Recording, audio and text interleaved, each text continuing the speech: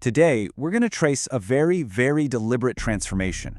The moment a relationship based on trade was redesigned, piece by horrifying piece, into an industrial machine for trafficking human beings. And you've got to understand, this didn't just happen by accident, it was built. Our story really starts right here, at Elmina Castle on the coast of Ghana. When the Portuguese first built it back in 1482, it was all about business, a trading post for gold and spices. But fast forward to the 1600s, and its entire purpose had been twisted. The architecture of commerce was literally repurposed into a fortress for holding human beings, ending at that infamous door of no return. So, what changed? I mean, how does a marketplace become a prison? That is the central question we're here to answer. To really get the scale of this shift, we have to go back to the beginning. We need to understand what that initial contact actually looked like, and, more importantly, who really held the power. You know, when the Portuguese first showed up in the 1400s, they weren't just stumbling upon isolated villages. No, they were negotiating with massive, sophisticated empires like Ghana, Mali, and Songhai. We're talking about kingdoms with complex economies and their own vast trade routes. And here's the kicker. They controlled the gold that Europe was desperate for. So let's be really clear about this. In this initial relationship, the Portuguese were the junior partners. They needed Africa's resources way more than Africa needed theirs. Now, this is an absolutely crucial distinction to understand. Yes, forms of servitude already existed in West Africa, usually as a result of war or debt. But it was a whole different thing from what was coming. It wasn't a permanent condition. It wasn't passed down to your kids, and it was not based on race. An enslaved person was still considered a person who could even gain their freedom. This was a world away from the European chattel system, which would come to define people as simple property. And you can see that difference in the scale. Initially, the Portuguese trafficked about 1,000 people a year, mostly for labor back in Portugal. Now, that's still horrific, don't get me wrong, but it was just one part of their broader trade. It wasn't the focus of the trade. Not yet. And then, 1492, a single year that would light a match and ignite a global catastrophe, changing the world forever. When Columbus landed in the Americas, he didn't discover a new world.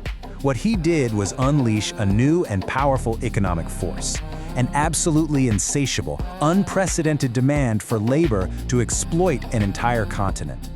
Just try to wrap your head around this number, 90%. European diseases like smallpox and measles, things the indigenous peoples had zero immunity to, caused the single largest population collapse in all of recorded history. So, European colonizers suddenly had two parts of a very profitable equation. They had vast amounts of stolen land, and they had these incredible cash crops, like sugar, that grew perfectly in that climate. But they were missing the crucial third piece of the puzzle. The indigenous population was gone. And when they tried to use European indentured servants, they died in huge numbers from tropical diseases too. They had the land and the crops, but nobody to do the work. So, from their cold, purely economic perspective, this was the problem they had to solve. Where could they possibly find a massive, durable labor force that could be exploited for maximum profit? And the horrific solution they found was to turn their full attention to Africa, transforming that limited trade into a full-blown, industrial-scale engine of human extraction. And here is the absolutely chilling logic they used.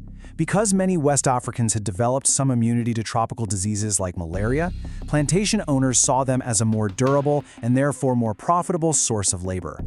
In their cold calculus, a shared biological history became the justification for brutal exploitation. It's just a horrifying piece of economic reasoning. So what was the result of that calculation? This. 12.5 million people kidnapped and forced across the Atlantic over the course of more than 350 years.